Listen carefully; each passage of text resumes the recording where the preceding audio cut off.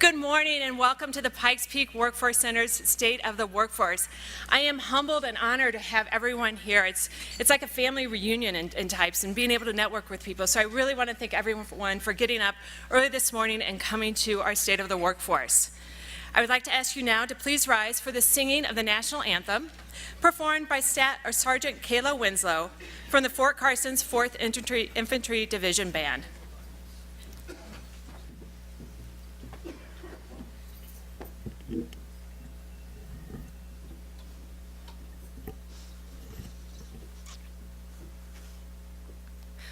Oh, say, can you see by the dawn's early light what so proudly we hailed at the twilight's last gleaming, whose broad stripes and bright stars through the perilous fight o'er the ramparts we watched were so gallantly streaming, and the rocket's red glare, the bombs bursting in air, gave proof through the night that our flag was still there. Oh, say, does that star-spangled banner yet wave o'er the land of the free and the home of the brave?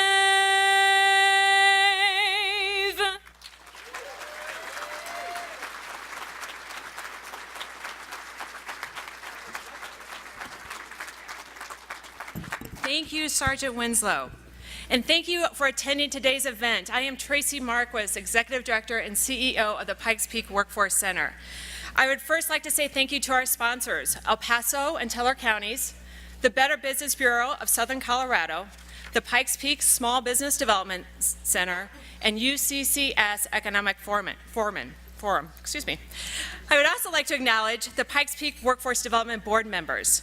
Can you please stand to be recognized?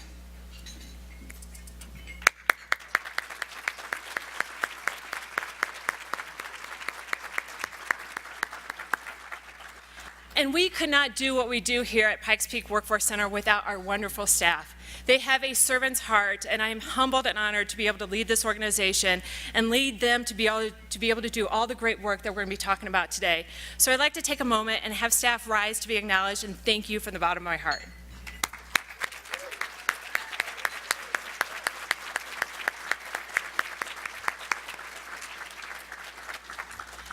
The Pikes Peak Workforce Center is an integral part of the talent development in our community.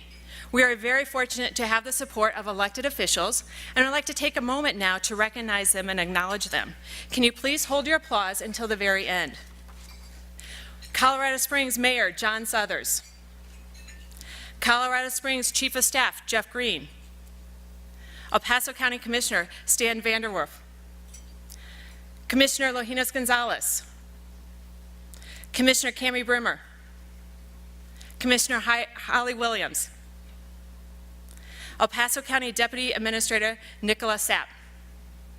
From Teller County, we're honored to have Teller County Commissioner Norm Steen and Teller County Commissioner Bob Campbell. From the City Council, we have City Council members Dave Geislinger, Tom Strand, and Yolanda Avila. And representing Senator Bennett's office, Annie Oakman Gardner. Thank you very much for attending.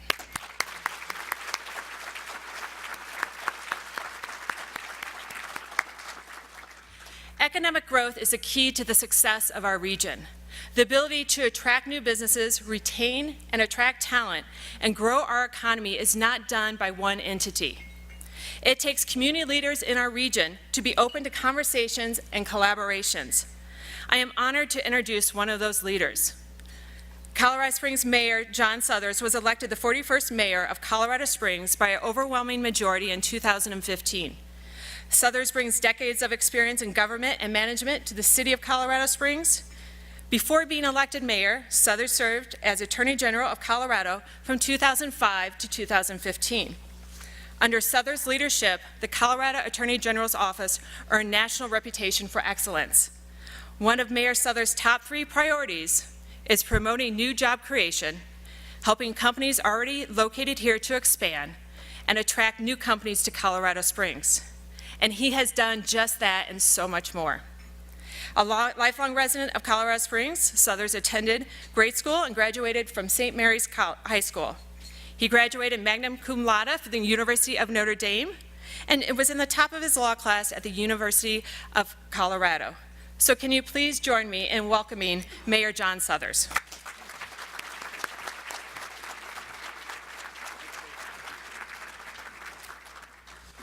Thank you, Tracy, and good morning, everyone. It's really good to be here this morning for the state of the workforce. And I'd like to begin by saying some nice things about Tracy. For those of you that don't know, Tracy was named the 2018 Woman of Influence by the Colorado Springs Business Journal and is currently one of 3 nominees for the 2019 Gary Bostrom Community Inspiration Award by Leadership Pikes Peak for work with the Pikes Peak workforce. I also noticed in the paper this morning that she's been appointed by the governor to the Colorado Workforce Development Council. We really are very fortunate to have Tracy in Colorado Springs and leading the way at the Workforce Center. So thanks so much.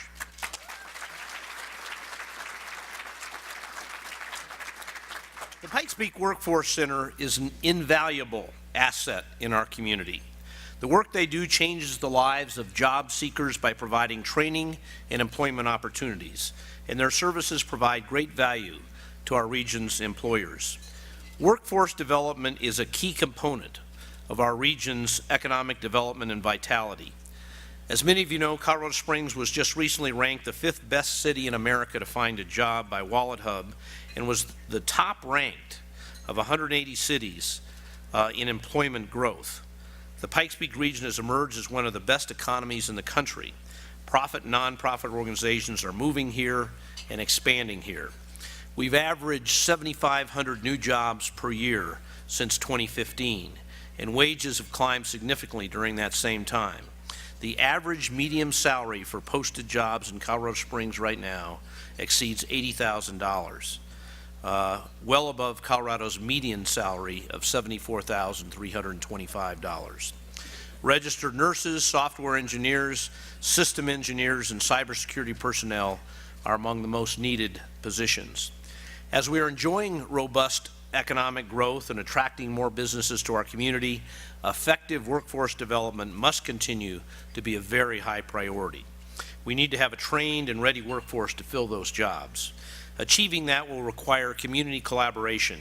It's critical for education, businesses, and other workforce organizations to work together to attract and retain talent, which is necessary to fulfill today's needs as well as our future labor needs. In 2018, the Pikes Peak Workforce Center served more than 2,200 employers and assisted over 32,000 job seekers. They also spent more than $1.5 million in training, educating, and reintegrating our talent, our local talent, along with one-on-one job and career coaching. In this climate, with the unemployment rate so low, the Workforce Center remains a valuable resource for employers and businesses in the community for finding the workforce talent they need. Thank you to Tracy and everyone at the Pikes Peak Workforce Center. Thanks to the counties for their support of the center and all of the community partners and educational institutions that are working together towards this important mission. Please keep up the good work.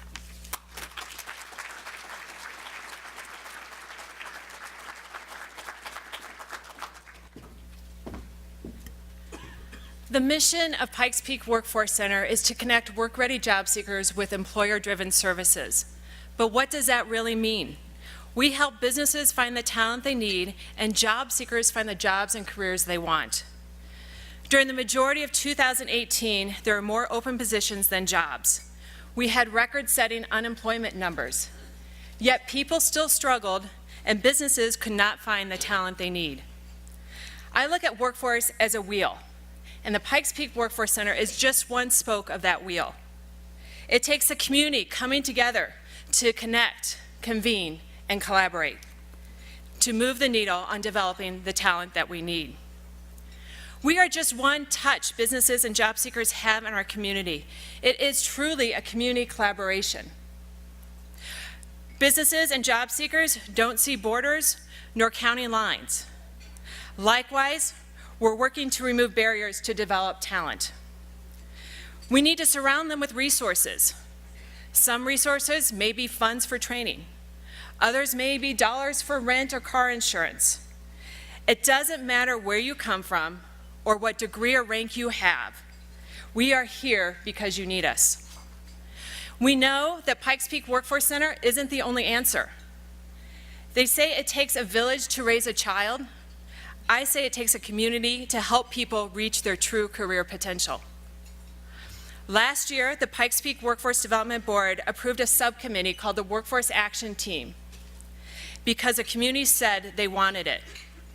The team of community doers and community champions was designed around the Colorado Workforce Development Council's talent pipeline. The mission is to organize our region's assets to cultivate the future of work. It focuses on strategic doing, short wins in a short amount of time, continuing the momentum. The key focus areas are education, workforce systems, and industry. This spring, our education team will be piloting a speed round of career sessions at Woodland Park High School to expose juniors and seniors to different careers in short 10-minute increments.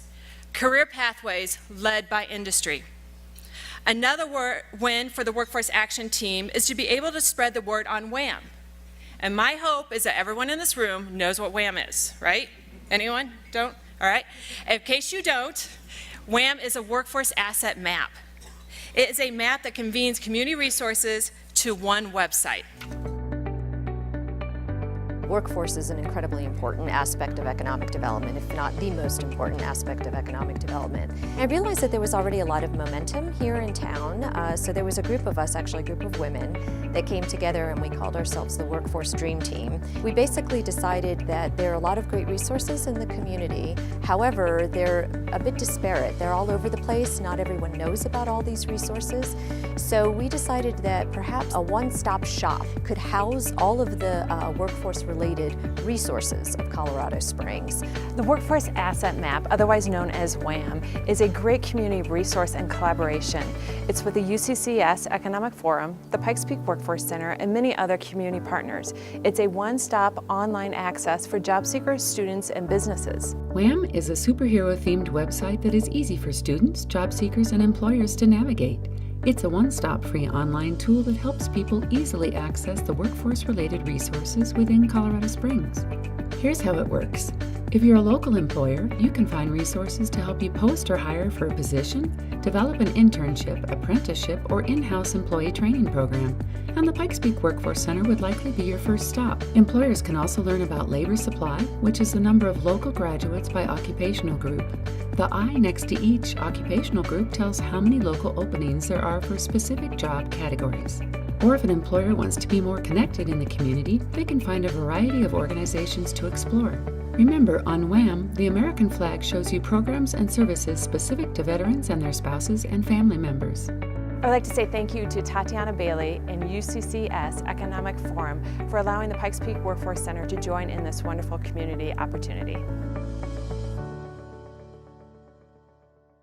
You will start to see this video and others as a result of the Workforce Action Team strategy to help spread the word on WHAM. WHAM ambassadors are being created. I know, right? You have to have it.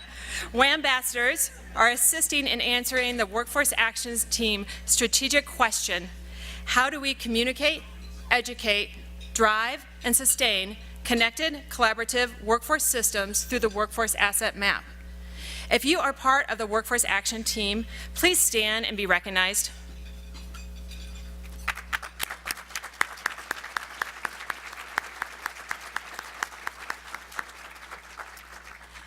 Please see one of these community doers if you would like to be part of this exciting community collaboration. In 2018, the Pikes Peak Workforce Center assisted almost 14,000 people in finding jobs, with an average wage of over $41,000 per year. That is, on average, over $7,000 more than someone who did not use our services.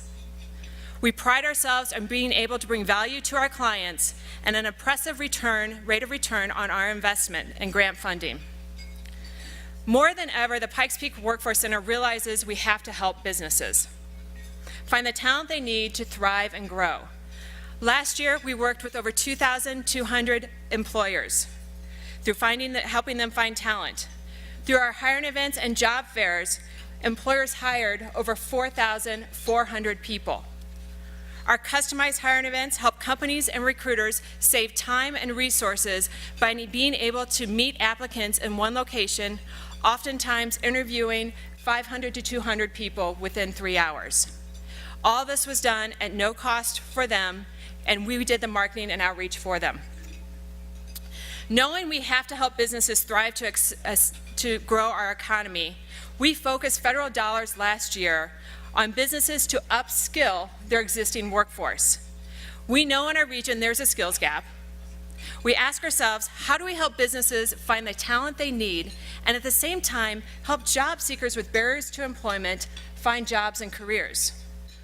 Our philosophy was to help businesses fill their jobs by training and upskilling their existing employees and their workforce. This allows us to come in and assist in backfilling those entry-level jobs. Incumbent worker training is what we like to call our employee development grants. We are able to use some funding from the Colorado Department of Labor and Employment to award grants to employers to help upskill their employees. We try to garner our workforce as much as we can from disadvantaged individuals, homeless, people that are in shelters, so that we can try to give them a hand up as opposed to a handout. Since there hasn't been as big of a push into the CTE trades coming out of high school, we have a shortage of construction workers, skilled labor workers, so we're trying to train those individuals so that we can make sure we have skilled personnel putting in our products. Last year we awarded $200,000 to 13 different employers that helped upskill 153 employees. State of Colorado, you have to have licensed electricians to apprentices, and I was needing to put some more apprentices on, but I needed some of my guys that were unlicensed, that had the experience but not the license, the extra training to get their licenses. And so I decided to apply and see if I could help with that. It's been fantastic. We've been able to use those training dollars to enhance the training our employees have received both in our traditional manufacturing process,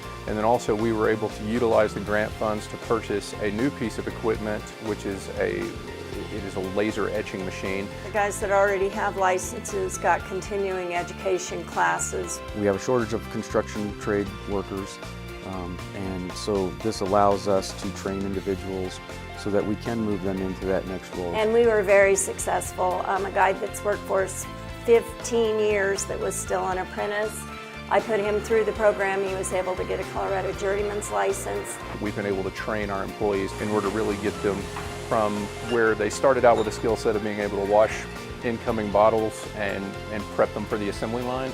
Now they can do any job within the facility, as well as we've started getting them some graphic design skills on the computer and teaching them how to interface in the etching business utilizing the equipment. We've really been able to help them grow a skill set that they can either continue to move up within our company, or once they outgrow us with their skill set, they've got something that's transferable that can help them continue to go along that path we tried to help set them on at the beginning. It was great. The Pikes Peak workforce was very, very helpful. I think the best part for us about this entire experience has been able to see the benefit that our employees receive. As we help businesses find the talent pipeline that they need, we also know we need to start focusing on our future talent. As a region, we need to start focusing on the skills needed for the jobs, not necessarily the degrees. And we need to ask ourselves, as job seekers, what transferable skills do we have? How can I relate my skills to workforce development? What is the future of workforce development? Not only am I asking that question of my organization, you should ask that question too. To help enlighten us and hopefully help us start thinking of the future workforce is our great friend, Josh Davies. Josh is passionate about helping others make a difference in their lives, jobs, and community. Through his work as a speaker and trainer, he has engaged and encouraged professionals across North America, Asia, and the Middle East. Josh is the CEO of the Center of Work Ethic Development, an organization committed to developing workplace skills in the global workforce. He has been appointed by the governor to serve a second term on the Colorado Workforce Development Council and to chair the State Education and Training Steering Committee. Welcome, Josh. Awesome. Absolutely. My pleasure. My pleasure. Well, good morning, everyone. It is truly a joy for me to be here this morning, not just because I love Colorado Springs, but I live in Denver and I didn't have to get on a plane yesterday. So I was super excited about getting to spend another night in Colorado. It is truly a blessing to be here as part of the Pikes Peak Workforce State of the Workforce meeting. Like I said, I get a chance to travel all over and speak with different groups and different organizations. And one of the things I love to do, I love to find funny things, because there's a lot of funny things in this world, and take pictures of them and then share them with people. This is a sign I saw the other day I thought was particularly awesome.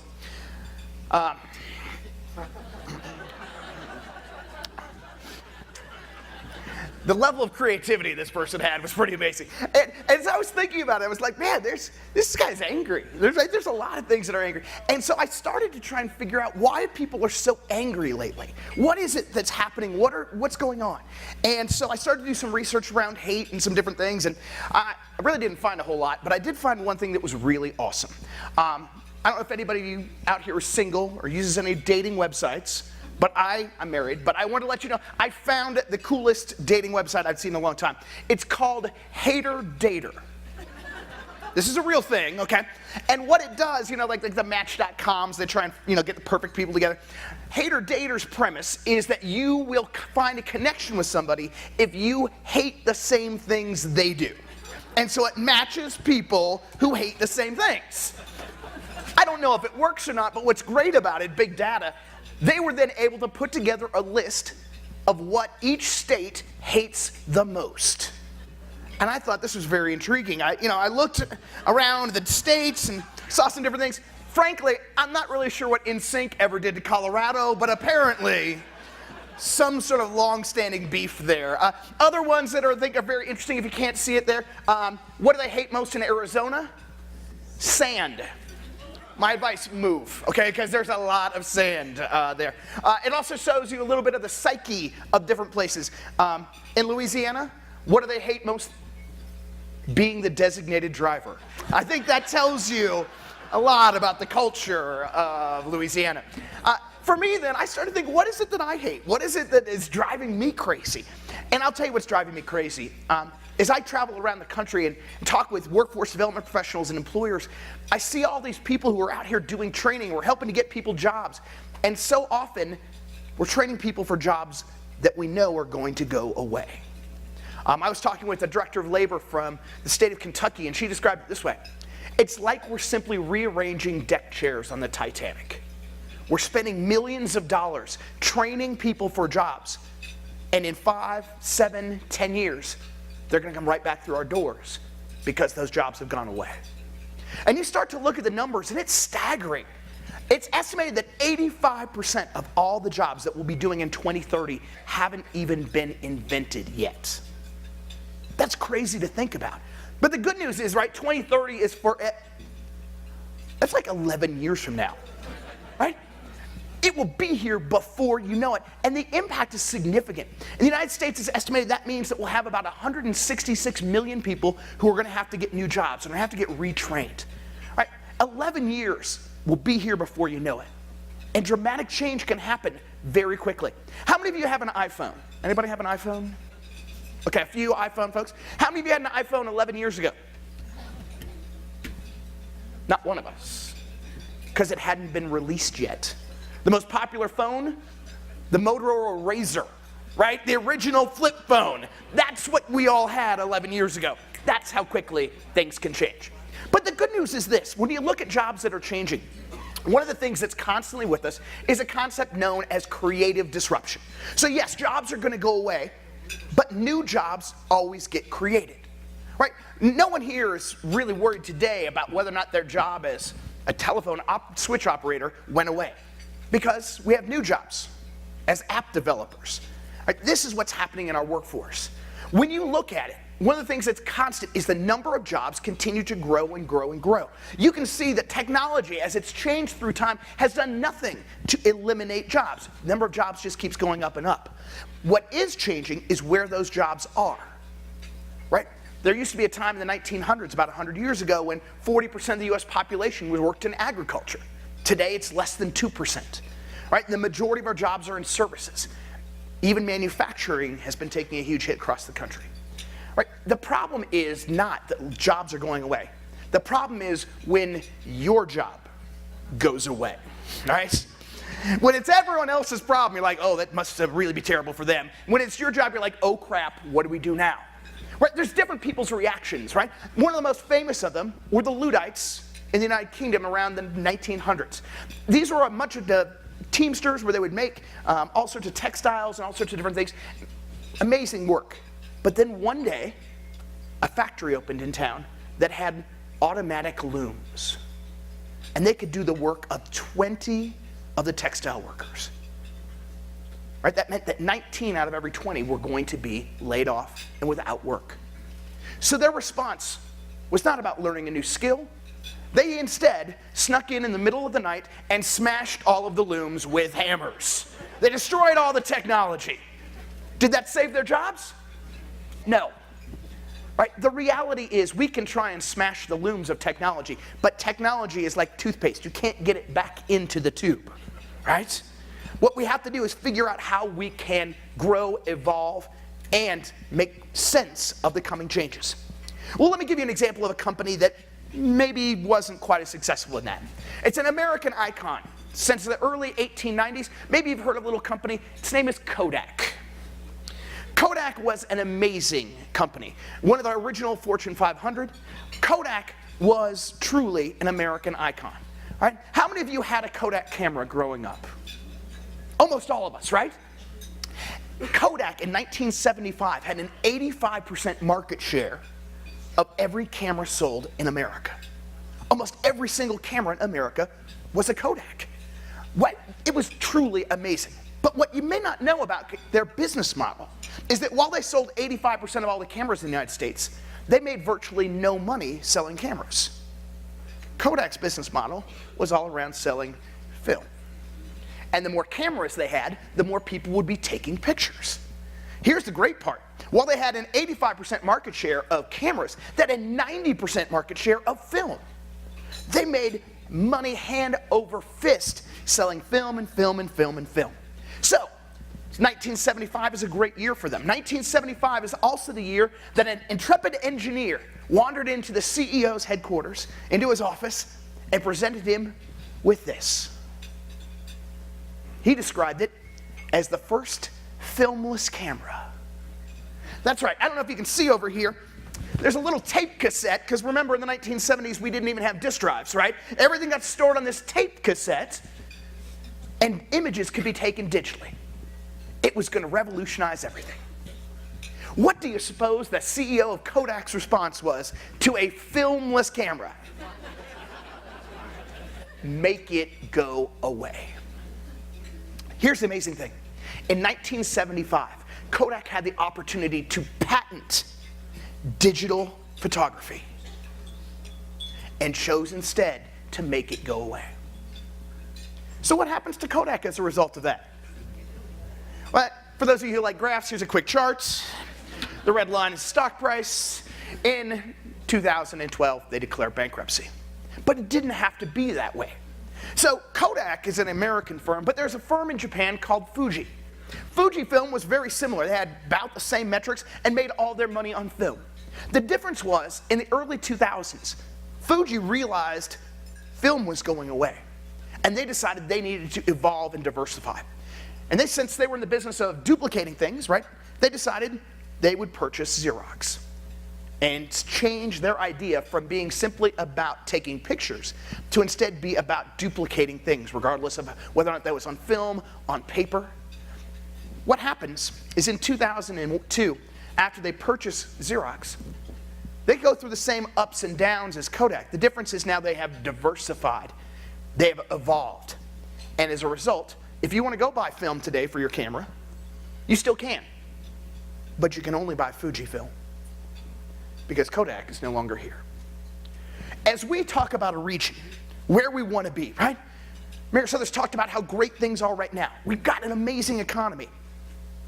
But we have to adapt to that change. Do we want El Paso County? Do we want Teller County? Do we want the Springs to be the next Kodak or the next Fuji?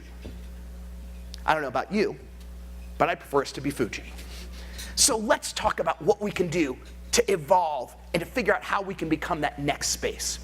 To do that, we have to go a little bit back in time. We need to go see how technology has impacted us over this era. So basically, I'm going to try and summarize this as quickly as possible. Technology continues to evolve and it gets faster. There's a little thing called Moore's Law. Moore's Law is a theory, a philosophy that says this: every 18 months, the power of computing doubles. It just keeps getting faster and faster every 18 months. And this has been true since the early microprocessors in the 1900s. What's amazing is that every time we get the newest and latest technology, everyone's like, oh my God, this is it. We'll never be able to get any faster. Do you remember when the Pentium chip came out? Everyone's like, this is the fastest. It will never get any faster than this. We are done for. 18 months later, the Pentium 2 comes out, twice as fast. 12 months later, the Pentium 3 comes out. And 6 months later, the Pentium 4 comes out. Every time, it just keeps getting faster, faster, faster, and faster. And it also gets smaller. This is compliments of the University of Michigan from about a month ago. Any idea what that big white thing is in this picture? It's a grain of rice. I don't know if you can see this. This right here is the world's smallest computer chip. Smaller than a grain of rice. In addition to being small and fast, it also gets cheaper and cheaper and cheaper. All right? Those of you who have an iPad, the iPad 2, right, you know, it's not a cheap piece of equipment, but I'll tell you this. If you wanted to get the computing power of an iPad 2 in the 1960s, it would have cost you $10 billion. And probably taken up a room the entire size of this hotel, right? Technology continues to evolve. It gets faster, it gets cheaper, and as a result, it impacts us differently. I would look at 3 primary times in American history where technology has impacted us in modern times. The first is the 1940s. Around 1940 or so, post-World War II, we brought in more automation into our factories. This fundamentally changed the relationship between labor and output as it relates to factories. The 1970s were another time of change. The 1970s saw the introduction of computers into the workplace. As a Gen Xer myself, one of the hilarious parts, I've never been in an office without a computer. So to me, watching movies like Hidden Figures is mind-blowing. I cannot believe we sent people into space using a slide rule, right? I mean, this is, no wonder people were scared to get in these rockets, right? My goodness, it's crazy to think about. But what it allowed us to do was take the microprocessing power of the computer and allowed low-skilled people to do high-skilled tasks because the computer could do that work for us. The next change happened in the 2000s. The 2000s saw the internet arrive, right? The internet allowed us to do anything, anywhere. The bad news is we now do everything, everywhere, right? The sad state of this affairs, what do most of us do very first thing when we wake up in the morning? We're checking our email, right? Like something awful happened while we were sleeping, we need to know now, right? But it also allows us to work remotely anywhere. An office is no longer the only place that we can work. So the reason I bring these 3 things up is the 1940, 1970, and 2000 are each what economists call a decoupling moment. A decoupling is when you take 2 factors that have always been linked together, and then because of the result of technology, they split, and they're no longer linked. In the 1940s, right, we talked about manufacturing. 1940s decoupling saw manufacturing be separated from labor. It used to be that if you wanted to produce more output, you had to hire more people. With automation in our factories, this mass production allowed us instead to produce more and more goods with fewer and fewer workers. In fact, you may not know this by listening to the news today, but the United States is producing more manufactured goods today than at any time ever in the history of our country. We're just doing it with fewer and fewer workers. That was a major shift. The 1970s and the introduction of the computers, again, saw the shift where we had non-skilled people able to do skilled labor. As a result, we didn't have to pay them as much.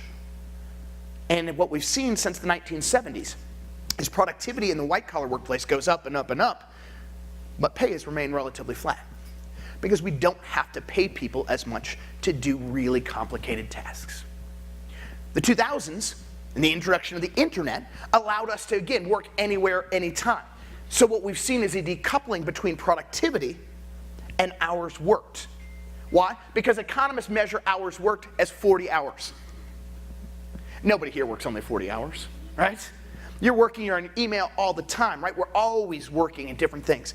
As a result, productivity has gone up, but since 2000, the hours worked have remained flat.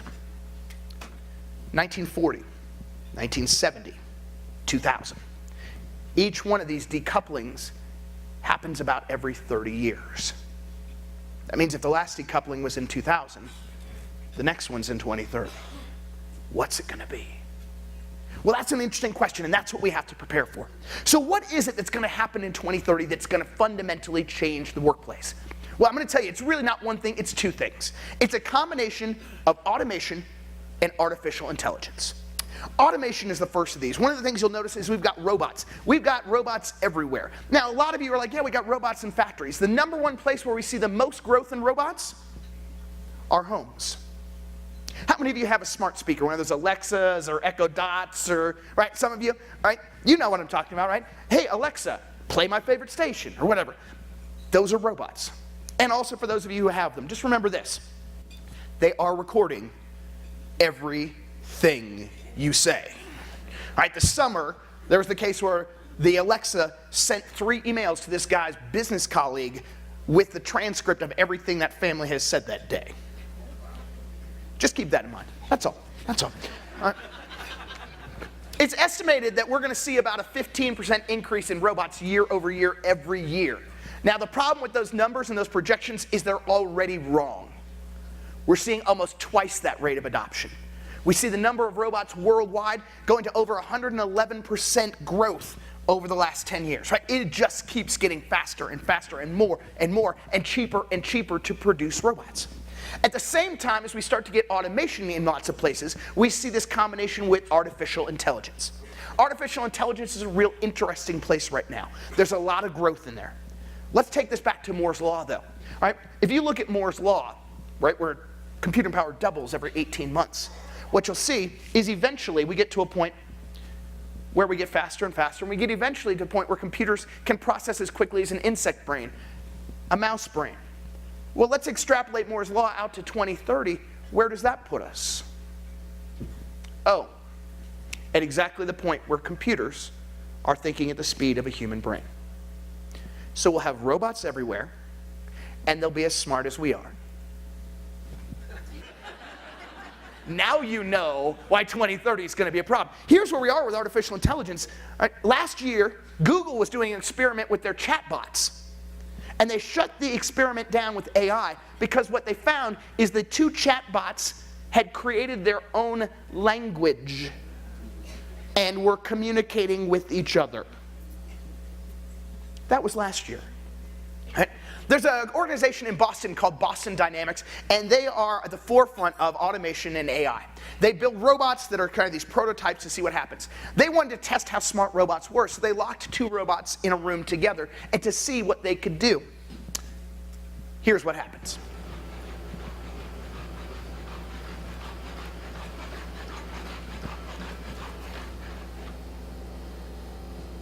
Looks like we're stuck in the room. Oh, hello, friend.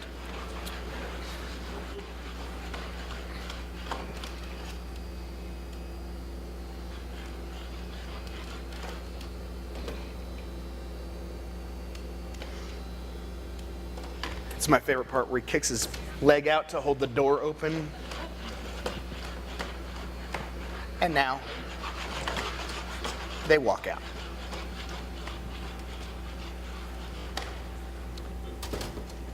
Again, this is 2018. We got 12 more years. This is going to be a major shift. So what's going to happen? What does it mean for us? Well, I really look at 3 different things that I believe are going to be happening in 2030 and 3 things that we can do to prepare for that coming reality. Now, I know what some of you are thinking right now. You're like, oh my God, The Terminator was a documentary. I had no idea. No, it is not, okay? You will not, this is not what I predict happening by the year 2030. Instead, the 3 things that I do see happening. Number 1, there's going to be elimination of jobs. Quite a few jobs. There's also going to be this idea of work itself changing. And then finally, we're going to see more and more business consolidation throughout the country.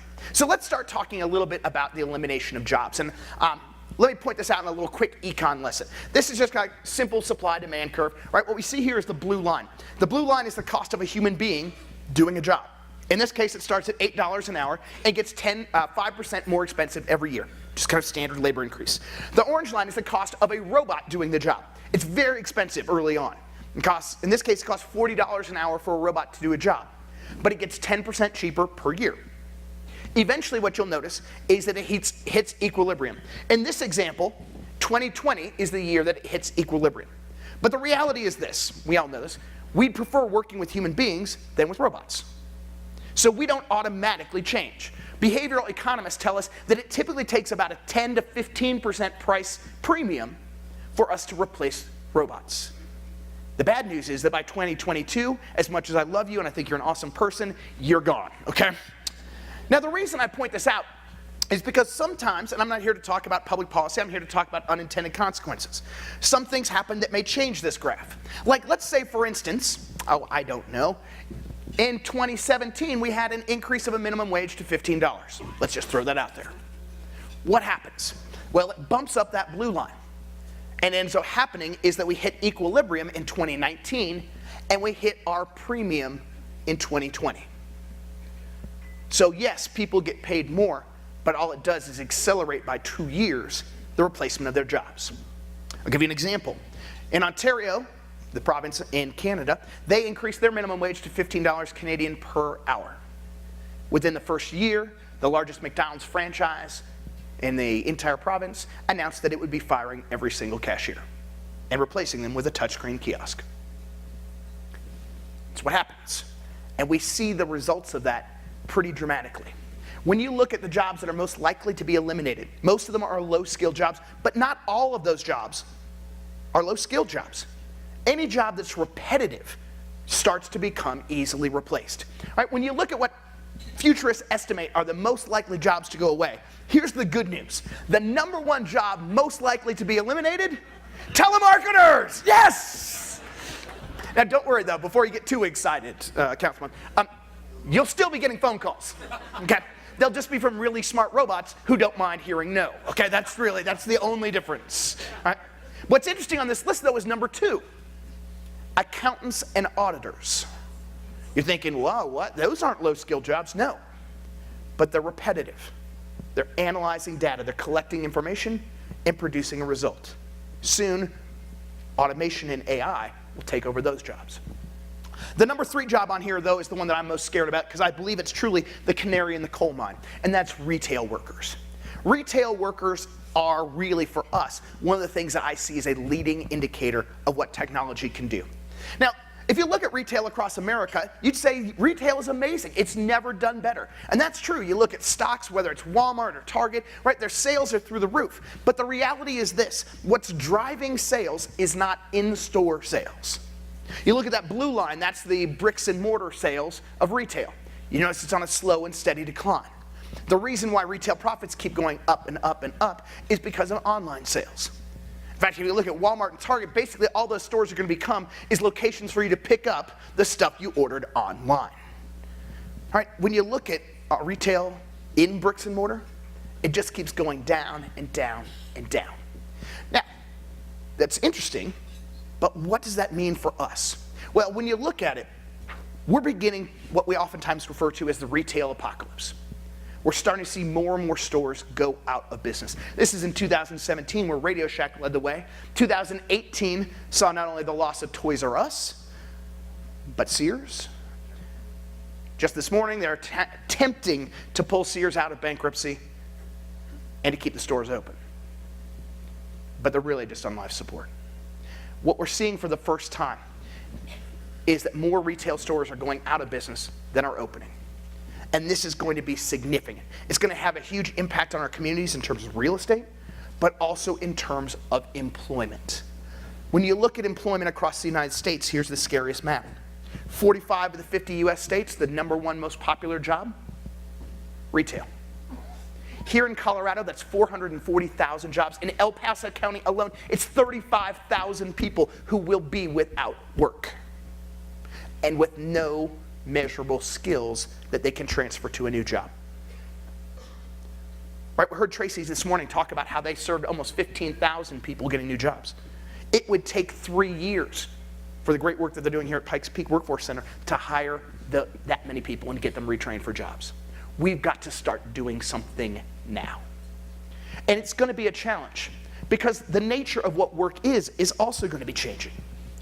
Because creative disruption is what I think is going to go away and get decoupled in 2030. I think for the first time, more jobs will be eliminated than created. And we have to get ready for that. We also have to get ready for the changing nature of work because we're looking in the US here at 75 million people being displaced and out of work with no new jobs. The jobs that you're going to find are going to be different as well. The growth of this gig economy is going to fundamentally shift the way we start to workplaces. Why? Because what will happen more and more is we'll find that our jobs are not with one employer, but are with multiple employers. When you look at alternative work relations since 2000, what you've seen is it's more than doubled. When you look at the jobs from the Great Recession, as we've come back, more and more of them are part-time and temporary than they are full-time jobs. We see the growth in the gig economy. If it were its own sector, the gig economy would be the 3rd largest employer across the United States. There's been a 47-fold increase. We're going to find that more and more people are freelancing, e-lancing, doing the thing they want to, and not working for one company anymore. Many of you may be in that space already today. The challenge with that is, yes, it gives you more freedom, it gives you flexibility, but then who takes care of the typical employer relations? What if you're out sick? Do you get vacation? Who pays for 401k? Who does job training? These questions are going to have to be answered as we evolve into this new workplace. And the reason why that fewer and fewer people are going to be working is because there's going to be fewer and fewer places to work. Now, I don't mean that there'll actually be fewer places to work. I mean they'll be controlled by fewer and fewer companies. Because business consolidation is going to continue to happen. 2018 saw the most number of mergers and acquisitions that we'd seen in over 2 decades. More and more companies are coming together. And this is no surprise. When you look at media today, if you were watching your cable channels this morning and you're flipping through, you would say that there are more choices than you know what to do with. But the reality is this, of all the media that's out there, 90% of it is controlled by 6 companies. In the 1980s, that same 90% was controlled by 50 companies. If you go to the grocery store, you'd say that we have more products than we know what to do with, but the reality is all the brands that are out there are basically controlled by one of 10 global mega brands, right? Kraft, Coca-Cola, PepsiCo, General Mills, Kellogg's, Mars, Unilever, Johnson & Johnson, Procter & Gamble, and Nestle control virtually every consumer brand. They all have different names, but they're all basically the same 10 companies. We see the same thing as Amazon purchases up Walmart. Purchases up Whole Foods. And we see more and more of this starts to happen. My prediction is that really as we get into the future, it's not going to be about brands, it's going to be about distribution and who has the best distribution networks. And as a result, I think at the end of the day, from a retail perspective, from a consumer perspective, there's basically going to only be 3 worldwide brands. It's going to be Walmart, it's going to be Amazon, or it's going to be Alibaba. Now, they'll all have different names, right? So you'll think you have all these choices, but the reality is everything will basically be controlled by one of those 3 companies. So, tons of people out of work, 75 million. Most of us won't have real jobs anymore, and we won't have anywhere to work. Welcome to 2030. It's exciting, isn't it? I don't know about you, but I'm doing all this research. I'm like, oh my God, what are we going to do? Well, we can sit here and we get angry and we can get upset, or we can channel our inner Boy Scout and we can get prepared. And so I want to help us get prepared and give you three strategies that we can do today. There's an ancient African proverb I love. It says this: the best time to plant a tree is 20 years ago. The next best time is today. We may not be able to go 20 years back and retrain people, but let's start today and figure out what we can do to get prepared. So, the number one thing I think we need to do is to stop repeating repetitive reiterations. Okay? Bottom line is this: if there are parts of your job where you do the same thing every day or you have all these patterns, that part of your job will be going away. If your job requires you to do the same things over and over again, that job will be going away. So what we need to do is figure out a way to diversify and move away from that. When you look at the growth in jobs, you see that non-routine jobs, both manual and cognitive, have seen growth. Routine jobs are already starting to slow down. Find things that you do that add value. Focus on developing those skills. When you are an employer, figure out what jobs in your company do different things, because those are the jobs that you'll still want to have and still need people to add value to your organization. The jobs that have the most improvement in those areas: healthcare. We see a lot of non-routine tasks in healthcare. Construction, on the other hand, while some construction trades will still be around, electricians, for instance, you'll find things like masons and bricklayers increasingly getting replaced by robots. Manufacturing is the area that is the biggest challenge and most likely to be automated. So, what's the next thing? We've got to develop high-touch skills. We need to really emphasize what the humanness is, and for us to develop those. Because here's the deal. Technology will be bad in some ways, it'll be great in some other ways. In Colorado, one of the biggest challenges we have is with rural healthcare. We can't get doctors to go into our smaller communities. The great news is this: already with IBM's Watson, we can have doctors analyze patients remotely and do better diagnosis than oftentimes any human ever could. Here's the bad news. If you've got a cancer diagnosis, you really don't want this to be the conversation you're having, right? You want to have a human being there to talk to you. And that's really a critical piece, right? When you look at the skills that will be most in demand and hardest to find in the future, what futurists tell us is these are the two most important ones. These are the ones you should be focusing on, your children should be focusing on, your grandchildren should be focusing on. Critical thinking and problem solving. Those will be the most in demand, hardest to find skills.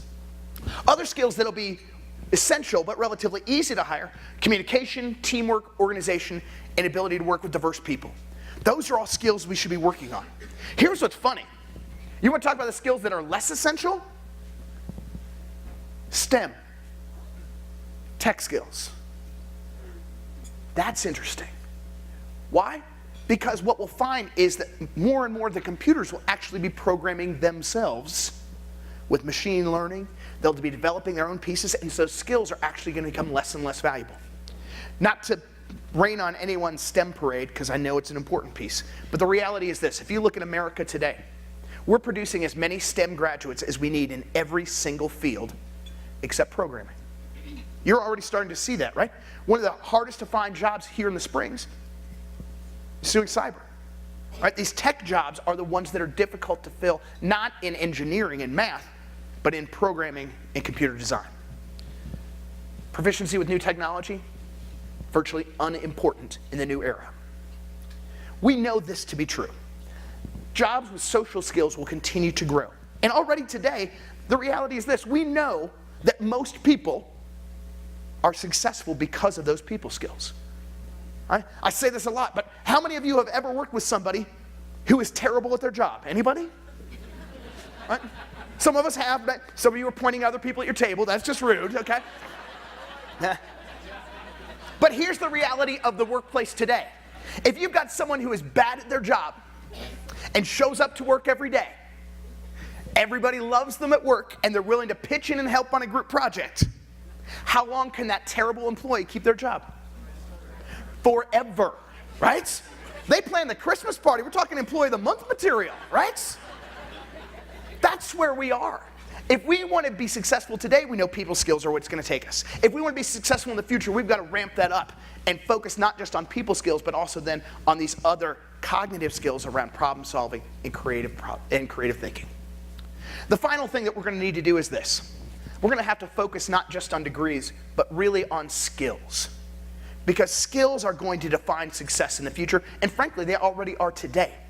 The irony is, we all know skills are important inherently, but that's not what we look for. When we hire people, we're looking for degrees, we're looking for rank, we're looking for all these kinds of things. But you want to see the best predictor of success. It's when you match an applicant's skills to the skills of the job. What's the least predictive indicator? Education and achievement, grades and degrees. We know that skills are going to be more important in the future. And it's going to be critically important because what employers are telling us is that more and more they don't value degrees. They don't see them as the best indicator of success. We've got to find people in different positions. We're going to have to get into that talent pool and look for qualifications that we hadn't seen before. And we have to find ways for people to develop their skills, even if it's not in a traditional educational environment. Now, there'll still be a role for schools, and that's still an important piece, but it's not an either or, it's an and. And we're already starting to see here in Colorado, the Department of Higher Education, looking at how we can use and measure skill gain in addition to degrees. We'll see that happening as we move forward. It's a perfect example. This is a CNC machine. For those of you who are in manufacturing, you'll know. This machine right here, very difficult to use. This was actually in a factory in Kentucky. They were trying to find somebody to operate this machine because the guy who'd been there had retired. And the challenge with it is this. They needed somebody with 5 years experience, at least an AA degree, and a NIMS certification, which is an industry certificate. And they couldn't find anybody. Because in this small Kentucky town, there were 3 different factories that had this fit machine. And the only way you got somebody to operate it was when you poached somebody from one of the other companies. And no one was moving. The machine sat idle for a year. So the company hired an HR consultant to try and find somebody somewhere to fill this job. And the consultant said this: I know you say they need 5 years of experience, an AA degree, and a NIMS certification, but what if we just looked at the skills necessary? Would you hire somebody if they just had those skills? They said sure. So they went and found the machine, and what they found is they needed somebody with really good fine motor skills, somebody with attention to detail, but someone who could switch tasks frequently. So they said, if they hired somebody with those 3 skills, would you hire them? And they said yes. So they went out into town to try and find somebody with those 3 skills, and they found somebody. And they hired themselves a sushi chef who had fine motor skills, attention to detail, and the ability to switch tasks frequently. That sushi chef is now the lead trainer on that CNC machine. He operates it better than anyone else. He's never had his NIMS certification, he never had an AA degree, and he had never seen the equipment before he started work. The reality is that skills, not always experience and degrees, set people up for success. Here in Colorado, again, I love being here because I get to brag about some of the companies and organizations. There's a place called Skillful. Skillful started here as a merger between, it's a nonprofit between the Merkle Foundation and LinkedIn, really focusing on helping employers become more skills-based in hiring and training. Now they've expanded and they're also in Indiana now, and they have presence in about 28 other states. But Skillful is helping us to revolutionize how we think of jobs. So it's not just your typical report, it's about skills and what skills are necessary. If you haven't already, look into them, because it's a great way for us to start to transition as employers to skills-based hiring. When you look overall, right, the future can be scary. 2030 will be here before you know it. It's going to revolutionize a lot of different elements. But if we want to prepare for the revolution, we need to do this. Stop repeating repetitive reiterations. Right? Stop doing the same things over and over again. Focus on our people skills, because the more high-tech we become, the more we crave high-touch. And focus not just on degrees and experience, but see how you can evolve your organization to focusing on skills as well. Because those 3 things will help us prepare for the coming 2030 revolution. I don't know about you. I'm excited about the future. I'm excited to see what happens. But I'm also really scared. But if we get prepared, we can all work together and continue to see that Colorado Springs becomes the economic engine we know it is today, and we know it can be as we move into the future. Thank you for your work. Tracy, thank you for what you're doing to help train our future workforce, and let's all realize that this is something we have to do together.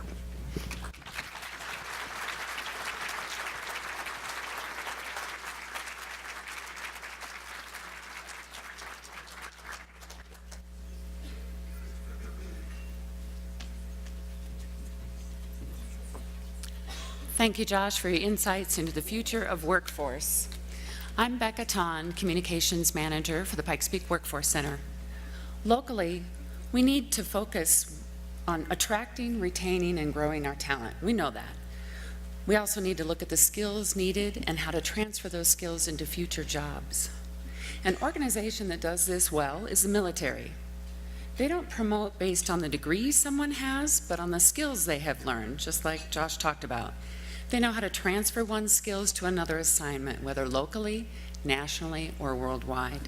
To fill our talent pipeline, we must look at the military community and military spouses as an integral part of our workforce. The Pikes Peak region is proud to host over 90,000 veterans and active duty military and their families. 25% of our clients represent the veteran, spouse, active duty, National Guard, and reservist community. Veterans and spouses represent a hidden talent pipeline for businesses. Pikes Peak Workforce Center works with transition offices on military installations to assist those who are leaving the service. We convene the Military Veterans and Spouse Coalition, and we host the Military Veterans and Spouse Employment Expo each May. And we are proud to partner with Prep Connect 360. We collaborate with community partners such as Mount Carmel Veterans Service Center, Peak Military Care Network, and Pikes Peak Community College. We host disabled veterans outreach specialists and veteran regional employer specialists to help those veterans with significant barriers to employment find stability and a sustainable wage. Let us help you connect with this valuable and often hidden talent pipeline. The Pikes Peak region is the proud home of 90,000 veterans and active duty service members who serve at 4 military installations as well as NORAD and NORTHCOM. We partner with all the transitioning offices on all the installations here in the Colorado Springs, El Paso County area. It was great to be able to work through the morning, come over here, take a break, talk to employers, and then be able to go back to work and finish my duties. These employers actually have open positions and are actively hiring, and we have hundreds of transitioning military and veterans and spouses who are here today. They get to meet in person with these employers. Some of them will be hired on the spot, some will be called back for further interviews, and so it's just this incredible opportunity for our military community. They bring over their experience, their discipline, their work ethic over into the civilian side of life, and they lead by example. We have a very, very strong vet-based team here locally, and we have found that they have been our most successful employees. We love them. A lot of veterans get interviewed the day of the job fairs. There's places that are set aside specifically for employers and job seekers to talk and have a conversation and be interviewed. And we've actually had soldiers leave this job fair with jobs.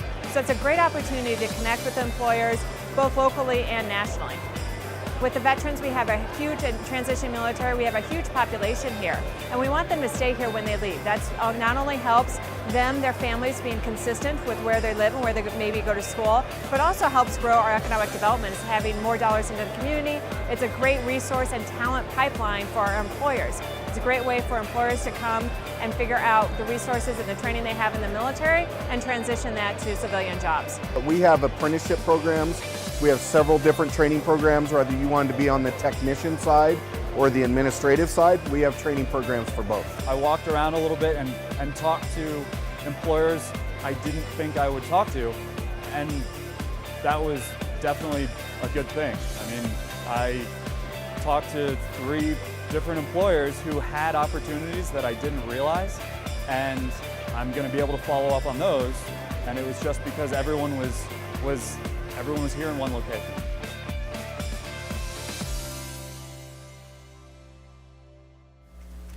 Mentoring is a key element in our young adult program. When we as a community look at where we find people to fill our open positions, we must look at young adults. Pikes Peak Workforce Center works with young adults ages 16 to 24 who have significant barriers to employment. What does that mean? They are homeless, high school dropouts, teenage parents, those who can't find their way or weren't given the chance. Let's be honest, school isn't for everyone. Pikes Peak Workforce Center is a place to go for young adults who need help. Granted, many may not know they need help. So we work with Urban Peak, with Springs Rescue Mission, Roy J. Wasson Campus, the Dale House, and many others to help young adults find their meaning. It's different for each of them. But we teach them confidence, we teach them budgeting, what it means to have a first job and show up on time with a great attitude. We may put them through training to be a CNA, or we may train them to have them receive Network Plus training, or perhaps pay for them to get their driver's license so they can go to work. Most importantly, we believe in them. We meet them where they are, not where we think they should be. We'd like to share a video of several of our young adults, customers, after they attended our 2.5-day work readiness class. Notice the difference in their mannerisms, appearance, and so much more once they realized we believe in them. My name is Mark Hill, and the longest job I've had, I guess, is about 3 to 4 months at Waffle House as a cook. And my 1-year goal is, I guess, honestly, to be just a better person. I want to thank everybody here, especially the staff for, the words of encouragement, the energy that they gave off. It was absolutely phenomenal. Secondly, I want to thank my classmates, for helping me do what I need to do, just as far as, keep going, ask the right questions, and just see things in a different light. My longest held job is actually the one I have now at Taco Bell. It's almost a year now, and I work with customer service. One word to describe me is active. I like going out and going on hikes and stuff. And my 1-year goal is to save up some money, hopefully go and get myself like an apartment somewhere and get out of my parents' house. Mostly learning about ambition for me was striving to be great, going into work and thinking, I do this every day, but today I'm gonna do this and I'm gonna do that. And to prove to your bosses that, you can be better than everybody else and that you deserve a spot on top. And you gotta keep pushing towards that, and through that you also have to have, good attendance, and you have to accept everything that's thrown at you, and you have to appreciate everything that you get too. And that's just kind of a little bit of everything that I got to know here, and I appreciate you guys for helping me out, and I thank you a lot. My name is Antoine. My word is intriguing, and my longest, I think I skipped it, I don't know. But my longest held job is 1 year at Taco Bell, and my 1-year goal is to have everything planned out and everything. Ambition, and I basically learn, always strive for what you want to succeed in, and appreciate those who have given you the opportunity to, come into the workplace and help make the company better. I'm Brandon. My longest held position would be 1.5 years at a movie theater. And my 1-year goal would be to have like a full-time position in the trade. When we first got here, we all set like a 1-year goal, and my goal was just that like a year from now, I want to have a steady full-time job in the trades, and I learned a lot of things here that'll help me do that. Like first of all, dressing nice. This is the first time I've ever like owned any real formal clothes, that's exciting. I learned the learn technique for like helping customers and whatnot. I learned that for sure in appreciating your job, it's important to treat the company as if it was your own to help give it a proper reputation.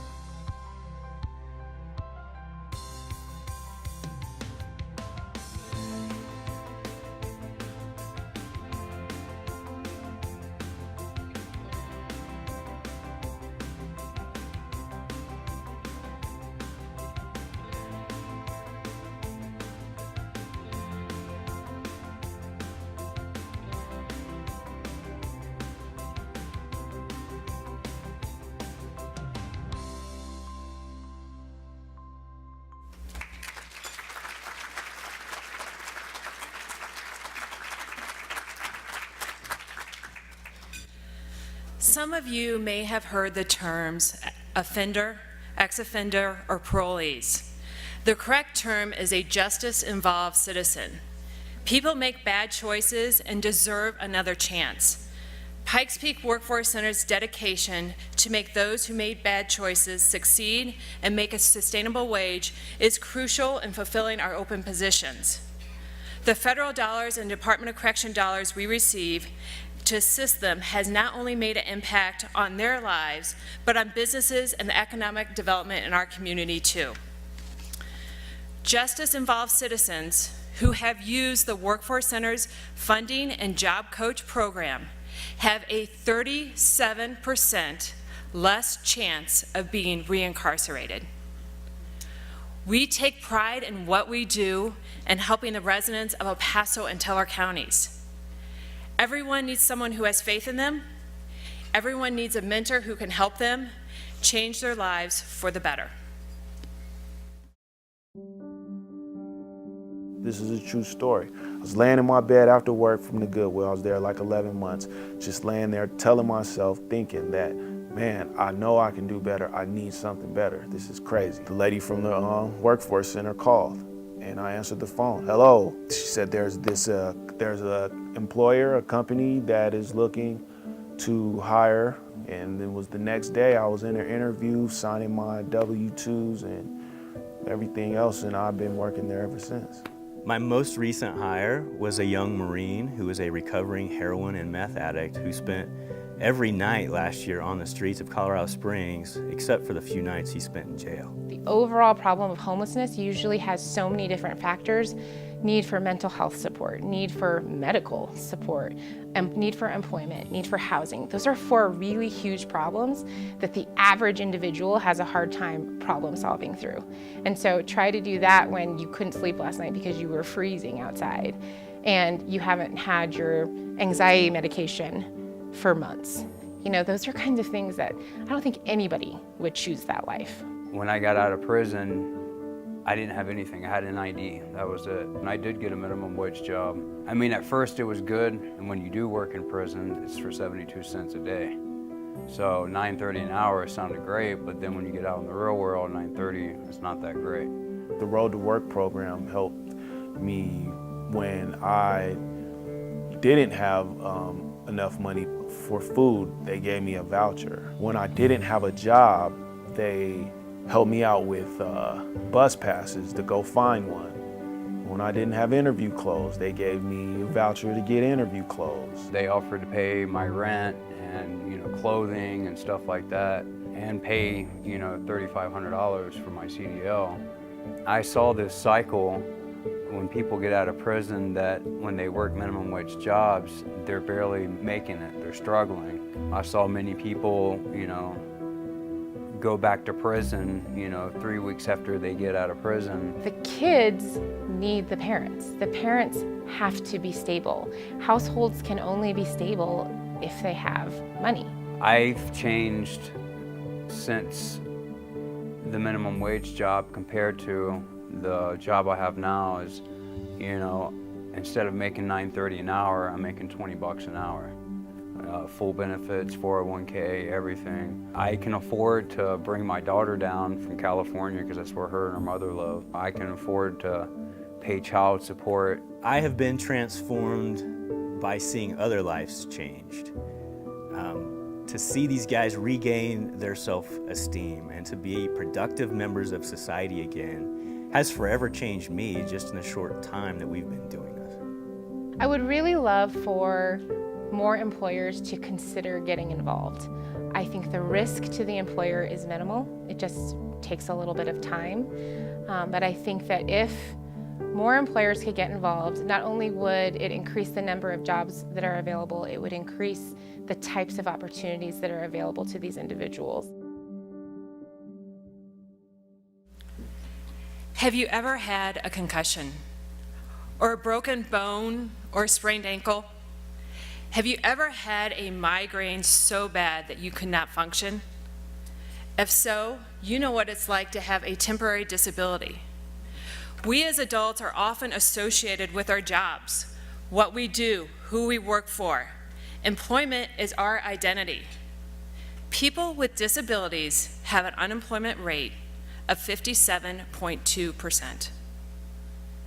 Imagine not being able to find a job because of a disability. We at the Pikes Peak Workforce Center choose to look at this talent pipeline as those with different abilities. In 2018, we were awarded a Disability Employment Initiative grant that allowed us the opportunity to focus on programmatic changes in our community, to start looking at people with different abilities as an opportunity to fulfill our talent pipeline. In 2018, we established an Abilities Coalition, a group of passionate people, and many of you are in this room today, to focus on connecting, convening, and collecting the resources in our community to create career pathways for people with different abilities. The Abilities Coalition is made up of 35 passionate community partners and employers who are coming together to enhance and create career pathways for persons with disabilities. We're not talking about a job, we're talking about a career. The Abilities Coalition really helps integrate the community, so when job seekers are out there looking for jobs, they not only just have one individual agency in the community to help support them, they now have an entire community to really work together to go and gather those resources and information and really help support them. Along with those 35 community partners and employers, key stakeholders such as the Independence Center, Division of Vocational Rehabilitation, Department of Human Services, we have all been coming together and working hard on in-depth resource mapping to make sure that our case managers across the community are delivering wraparound services for those with disabilities. We are using this grant funding to create a holistic wraparound service model by developing strategic partnerships within our local community. I'm excited about the Disability Employment Initiative grant because we're creating meaningful and lasting change within our local community. Through this grant, the Disability Employment Initiative, we are working towards a future that is inclusive of every job seeker. Today, we chose to tell the 2018 story of the Pikes Peak Workforce Center through the eyes of those we serve, and to share with you, our community, different ways to look at finding talent businesses need and different resources available to all types of job seekers. The Workforce Center is here to connect, convene, and collaborate. I am honored now to ask El Paso County Commissioner Stan Vanderwerf, Pikes Peak Workforce Consortium Chair, to join me on stage. He will say a few words and we'll hand out 4 awards with the assistance from the Greater Woodland Park Chamber of Commerce CEO, Debbie Miller, and Lynette Crow-Iverson of the Pikes Peak Workforce Center Development Board. Thank you very much. I tell you, it's my honor today to be up here to talk to this group. By the way, there's 400 of you in the audience. If that isn't a testament to the understanding of the value of our workforce and the need to connect people who need a job with the employers who are looking so desperately for people to be in their companies because they need those folks. And I just want to say a few things real quick. First of all, Josh, I don't know whether to be terrified or excited about that presentation. But here is something that I know, and I know it is true. We have an exceptionally talented Pikes Peak Workforce Center. I am convinced that we are ready. This community is ready for the changes that are coming, and they're going to be challenges, right? But we're going to be able to pull that off. We're going to be able to deliver that kind of change so that this community can remain vibrant and healthy over time. And you know, with the members of the Workforce Development Board and then my colleagues on the Consortium Executive Board, this includes Mark Dettenreiter from Teller County, who is the Vice Chair, and Lejinos Gonzalez, who's the Secretary. The 3 of us are working together with the Pikes Peak Workforce Center to help deliver the kinds of things that our community needs with the changes that are obviously going to be taking place. And just very briefly, there are some things we talked about this morning, and I think you should take note about those. This Workforce Center has done job fairs for vets, for youth, for the justice involved. They've done disability job fairs.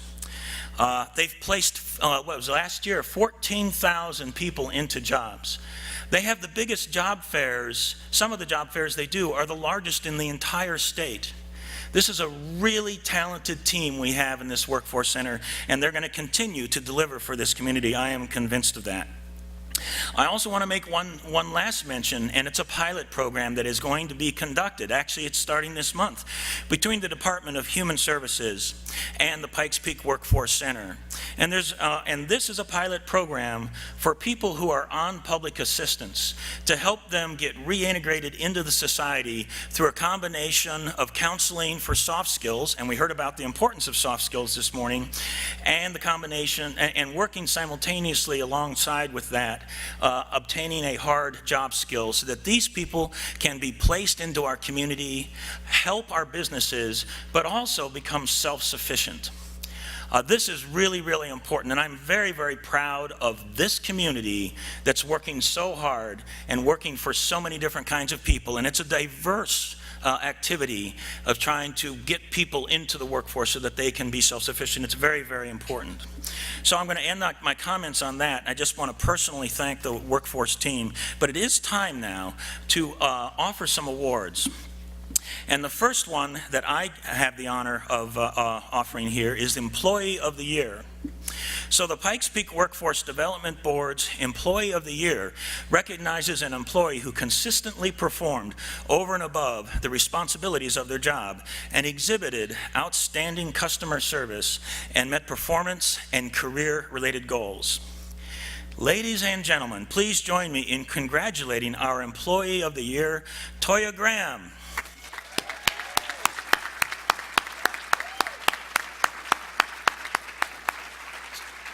Come on up. And while she's walking up here, the staff at the Pikes Peak Workforce Center works here because they have a servant's heart, a true desire to help people and make a difference. Are you okay? All right. Oh, I'm missing out on this. I have to speak, and okay, I'm going to go back and hug her. There you go. All right. Now, Toya exhibits these traits on a daily basis. She is a positive role model to both her customers and her co-workers, and she has grown the job coach position from 1 position to 5. She is collaborative with community partners and business. In fact, that's part of her nature. And Toya exhibits excellent customer service to both internal and external customers. She is the consummate professional, and we are honored to have her on our team. Again, congratulations, Toya.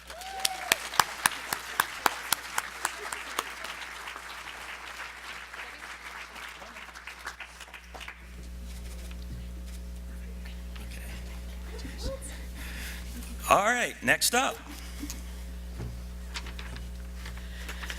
The Pikes Peak Workforce Development Board's Teller County Employer of the Year Award recognizes an employer who has used our services, has sustained our mission of connecting vital businesses with work-ready job seekers by supporting work-based learning and hiring and employment events throughout the year. Please join me in congratulating our Teller County Employer of the Year, Bronco Billies.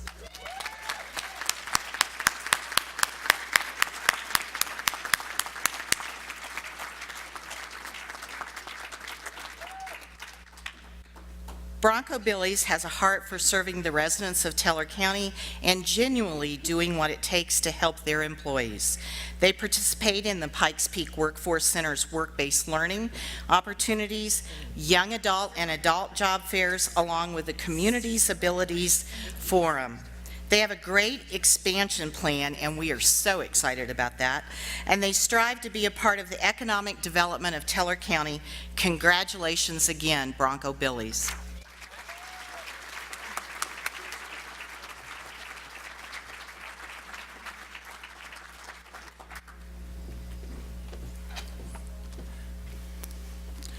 Okay, we have 2 more awards, and this is now the 3rd one. This is for El Paso County Employer of the Year. The Pikes Peak Workforce Center Development Board's El Paso County Employee of the Year recognizes an outstanding employer who has used our services and has sustained our mission of connecting vital businesses with work-ready job seekers by supporting work-based learning and hiring employment events throughout the year. Ladies and gentlemen, please join me in congratulating our El Paso County Employer of the Year winner, ConcealFab.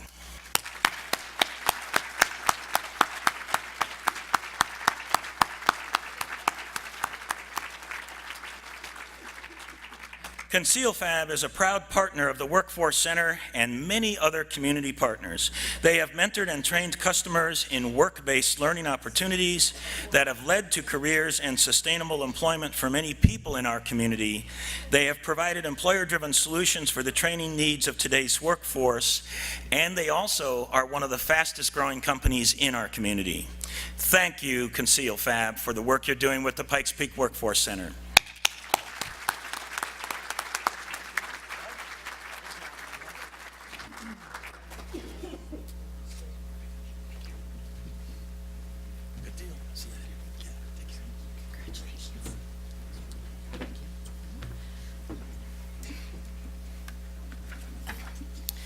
The Pikes Peak Workforce Development Board's Champion of Prosperity Award recognizes a business, individual, or partnership for substantial contribution to and support of the workforce development, workforce training and education programs, business expansion or retention in El Paso and Teller counties. Please join me in congratulating our Champion of Prosperity Award, Pikes Peak Community College IT Department, Mustafa Akodorwan, has been crucial in the growth of the Careers Boost IT students. Career Boost is a collaboration of D11 Adult and Family Education, Pikes Peak Workforce Center, and Pikes Peak Community College to help the hard-to-serve population find employment in the in-demand industries. Recently, he commented that he mostly concerned with a student's desire to learn and if they seem teachable. He values an individual's energy as he knows that they have the ability to learn, then he and his team can teach them. Again, congratulations to Pikes Peak Community College IT Department.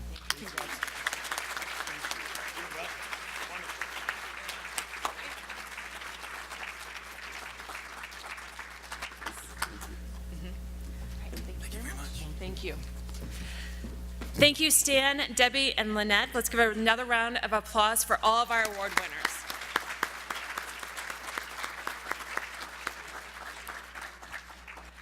Last year, the Workforce Center's aggregated economic impact, which is new worker earnings spent on local goods, services, and contributing to the tax base, was $137.7 million. Let me repeat that. Our aggregated economic impact, $137.7 million.